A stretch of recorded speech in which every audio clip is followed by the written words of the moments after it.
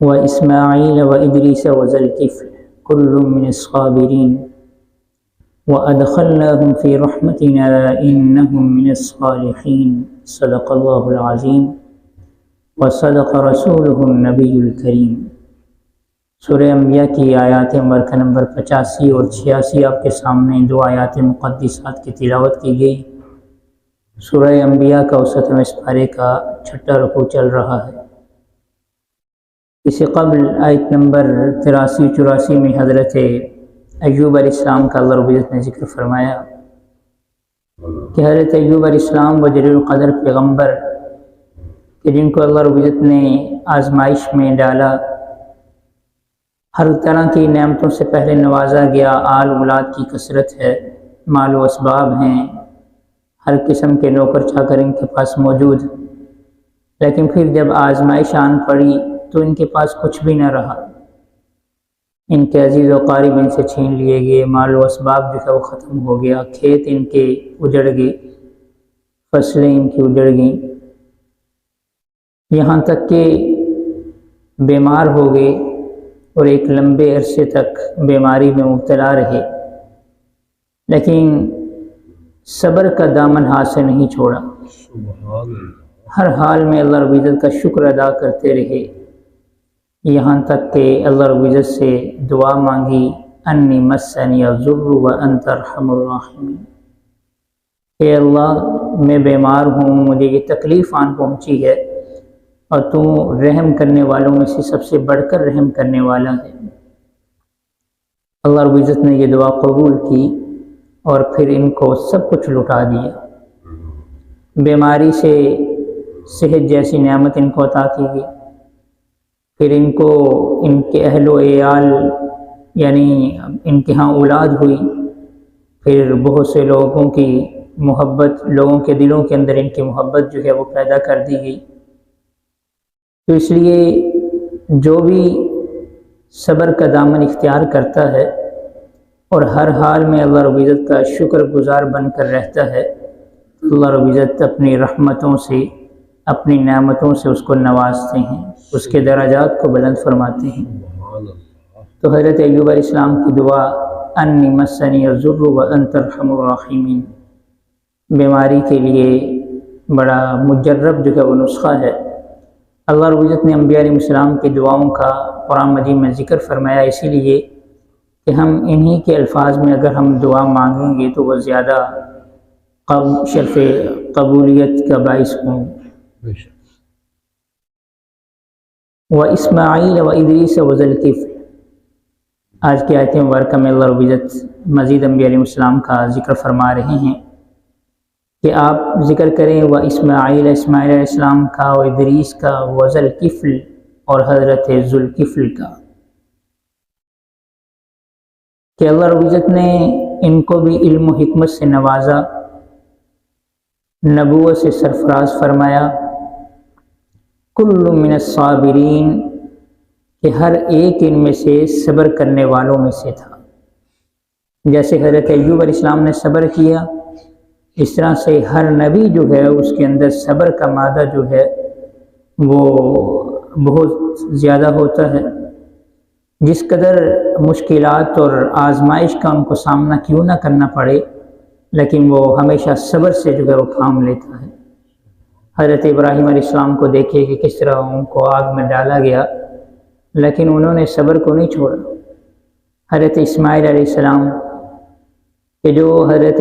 ابراہیم علیہ السلام کے بڑے بیٹے ہیں، حضرت ہاجرہ جن کی والدہ ہیں، معصوم بچے ہیں، لیکن آزمائش آن پڑی کہ سب سے پہلے حضرت ابراہیم علیہ السلام سے اللہ رب العزت نے فرمایا کہ آپ اپنے بیٹے کو، اپنی اہلیہ کو لے کر چلیں اور جہاں ہمارا حکم ہوگا وہاں ٹھہرنا ہے۔ وادی مکہ میں پہنچتے ہیں، اس وقت وہ وادی بالکل بے آب ہو گیا تھی، وہاں کچھ بھی نہ تھا، کوئی آبادی نہ تھی، نہ کوئی آدمی تھا، نہ کوئی آدمزاد، نہ کوئی مونس، نہ کوئی غمخوار، کچھ بھی نہ تھا، کچھ کھانے پینے کے لیے بھی کچھ نہ تھا، لیکن اللہ رب العزت کا حکم تھا کہ آپ نے اپنے گھر والوں کو یہاں ہی چھوڑنا ہے۔ چنانچہ جب اللہ کا حکم ہوا کہ اب آپ یہاں سے واپس چلے جائیے، تو حضرت ابراہیم علیہ السلام نے پیچھے مڑ کے اپنے بیوی بچوں کی طرف نہیں دیکھا، اللہ کا حکم ہوا، جس جانب آپ کا رخ تھا اسی جانب آپ آگے بڑھ گئے۔ حضرت حاجرہ نے فرمایا کہ آپ ہمیں اکیلے چھوڑے چلے جا رہے ہیں؟ حضرت ابراہیم علیہ السلام نے کوئی جواب نہیں دیا، کیونکہ اللہ کا حکم مقدم ہے۔ پھر حضرت حاجرہ نے خود ہی فرمایا کہ اگر اللہ رب العزت کا حکم ہے تو ہمیں اللہ رب العزت کی ذات سے یہ یقین ہے کہ وہ ہمیں ضائع نہیں فرمائے گا، ہماری حفاظت کرنے والی ذات وہ اللہ رب العزت کی ذات ہے۔ پیغمبر کا گھرانہ تھا، چنانچہ جو موجود کھجوریں تھیں یا پانی تھا، یہ جو توشہ تھا، یہ بھی کچھ ہی دن چل پایا۔ جب یہ ختم ہو گیا، حضرت حاجرہ کے لیے کھانے کے لیے کچھ بھی نہ رہا، اور کھانے کے عدم موجودگی میں پھر دودھ بھی ان کے ہاں نہ اتر سکا، تو حضرت اسماعیل علیہ السلام جو معصوم بچے ہیں بلبلا اٹھے، رونے لگے۔ حضرت حاجرہ سے ان کا رونا برداشت نہ ہوا، چنانچہ صفا کی پہاڑی پر چڑھ کے دیکھتی ہیں کہ شاید مجھے کہیں سے کوئی آدمی نظر آئے، کوئی آدمزاد نظر آئے، کچھ کھانے کے لیے کچھ میسر ہو جائے۔ پھر اسی اسلام میں وہ نیچے اترتی ہیں، پھر وہ مروا کی پہاڑی پر چڑھتی ہیں۔ جب نیچے اترتی ہیں، بچے پر نظر پڑتی ہے تو پھر وہ کچھ تیزی کے ساتھ دوڑنا شروع کرتی ہیں۔ اسی طرح 7 چکر پورے لگاتی ہیں، مروا پہ پہنچتی ہیں، دیکھتی ہیں کہ حضرت جبرائیل علیہ السلام جو ہیں وہ تشریف لاتے ہیں اور اپنی ایڑی یا پاؤں مار کر جو ہے وہ پانی کا چشمہ نکالتے ہیں حضرت اسماعیل علیہ السلام کی ایڑیوں کے نیچے سے۔ فوراً حضرت حاجرہ رضی اللہ تعالیٰ عنہ وہاں پہنچتی ہیں اور پانی کے آگے ایک باڑ بناتی ہیں اور سریانی زبان میں فرماتی ہیں زمزم کہ ٹھہر جا ٹھہر جا۔ تو اللہ رب العزت کے حکم سے وہ پانی جو ہے وہ ٹھہر جاتا ہے۔ نبی کریم صلی اللہ علیہ وسلم نے فرمایا کہ اگر حضرت حاجرہ زمزم نہ فرماتی تو پانی کو ٹھہرنے کا نہ فرماتی تو پانی جو ہے مسلسل اسی طرح چلتا رہتا اور نہر کی صورت اختیار کر جاتا۔ تو حضرت اسماعیل علیہ السلام کہ یہاں ہی بیت اللہ کے پڑوس میں بڑے ہوئے، جواں ہوئے، یہاں ہی ان کی شادی ایک دوسرے قبیلے سے ہوئی۔ ان کی اصل زبان عربی نہ تھی، جس قبیلے کے ہاں ان کی شادی ہوئی تو وہ قبیلہ عربی النسل تھا، عربی زبان اس کی تھی، چنانچہ پھر انہوں نے عربی زبان سیکھی اور پھر آگے عربی زبان کی نشر و اشاعت ہو سکی۔ یہ وہی جلیل القدر پیغمبر ہیں۔ ابھی چند ہی سالوں کے تھے کہ حضرت ابراہیم علیہ السلام نے خواب دیکھا اور ان سے پوچھا کہ بیٹا آپ کا کیا خیال ہے کہ میں خواب میں دیکھتا ہوں کہ میں آپ کو ذبح کر رہا ہوں۔ تو انہوں نے آگے سے جواب دیا قال یا ابت افعل ما تؤمر، اے ابا جان جس چیز کا آپ کو حکم دیا گیا ہے آپ کر گزریے، ستجدونی انشاء اللہ من الصابرین، اگر اللہ چاہے گا تو آپ مجھے صبر کرنے والوں میں سے پائیں گے۔ تو حضرت اسماعیل علیہ السلام کے جن کا ذکر قرآن مجید میں بھی کثرت سے ہے اور احادیث مبارکہ میں بھی بڑی تفصیل کے ساتھ، بڑی ڈیٹیل کے ساتھ جو ہے وہ نبی کریم صلی اللہ علیہ وسلم نے ان کا ذکر فرمایا ہے۔ بڑے جلیل القدر پیغمبر، اور یہی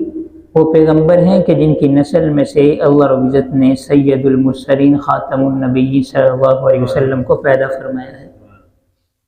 تو فرمایا کہ وہ ادریس،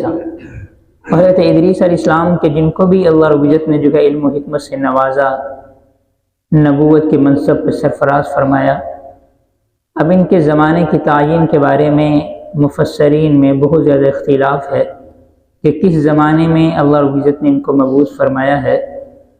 اکثر مفسرین کا خیال یہ ہے کہ حضرت نوح اور حضرت آدم علیہ السلام کا جو درمیانی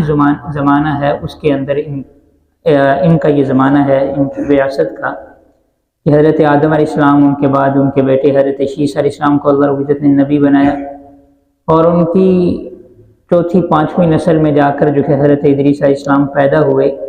حضرت ادریس علیہ السلام یعنی تیسرے نبی، اور پھر حضرت نوح علیہ السلام، اور اس کے بعد حضرت ابراہیم علیہ السلام، اور حضرت ابراہیم علیہ السلام سے کثیر تعداد میں انبیاء علیہ السلام ان کے بعد تشریف لائے۔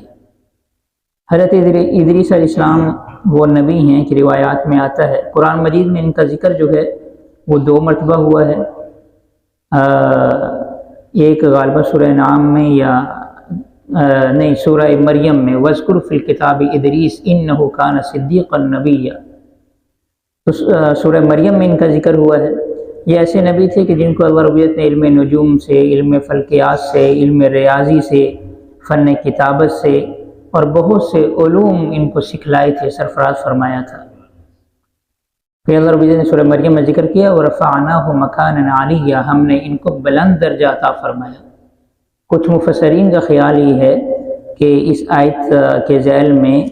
کہ ان کو زندہ ہی حضرت عیسیٰ اسلام کی طرح آسمانوں پہ اٹھا لیا گیا تھا اور پھر آسمان پر ان کا انتقال ہوا۔ معراج کی رات نبی کریم صلی اللہ علیہ وسلم نے آسمانوں پر چوتھے آسمان پر جو ہے ان سے ملاقات فرمائی تھی۔ تو حضرت ادریس علیہ السلام کا روایات میں اتنا زیادہ ذکر نہیں ہے، لیکن قرآن مجید میں جو ہے اللہ رب العزت نے ان کو بلند درجہ جو ہے وہ عطا فرمانے کا ذکر فرمایا ہے۔ وذوالکفل، پھر فرمایا کہ اسی طرح ذوالکفل جو ہیں وہ بھی اللہ رب العزت کے جو ہے وہ پیغمبر تھے۔ ذوالکفل کی زیادہ تفصیلات جو ہیں وہ دستیاب نہیں ہیں۔ کچھ علماء کا، مفسرین کا یہ کہنا ہے کہ یہ حضرت ایوب علیہ السلام کے بیٹے تھے، لیکن یہ بات یاد رکھیے گا کہ تمام کے تمام انبیاء علیہ السلام پر ایمان لانا ضروری ہے۔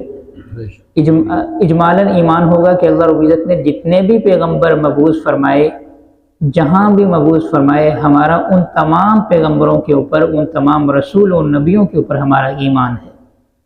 پھر اللہ رب العزت نے جن جن انبیاء علیہ السلام کی تفصیلات قرآن و احادیث میں بیان فرمائیں، تو ان تفصیلات کے مطابق ان انبیاء علیہ السلام پر ایمان لانا ضروری ہے۔ ہم حضرت ابراہیم علیہ السلام، حضرت یوسف علیہ السلام، حضرت موسیٰ علیہ السلام اور دیگر انبیاء علیہ السلام کے جو تذکرے قرآن و احادیث میں جو ہے وہ پڑھتے سنتے ہیں، تو ان تمام تذکروں کے اوپر ایمان لانا ضروری ہے۔ اور جن کے بارے میں ہمیں علم نہیں ہے، محض ان کے نام کا پتہ ہے، تو نام کے ساتھ ان کے اوپر ایمان لانا، یا جن کے ناموں کا بھی پتہ نہیں ہے تو ان کے اوپر تفصیلاً نہیں بلکہ اجمالاً ایمان لانا ضروری ہے کہ یہ بھی اللہ رب العزت کے جو پیغمبر تھے۔ اللہ رب العزت نے ان کو دنیا میں مبعوث فرمایا رشد و ہدایت کے لیے، تو ان تمام کے اوپر ہمارا ایمان ہے۔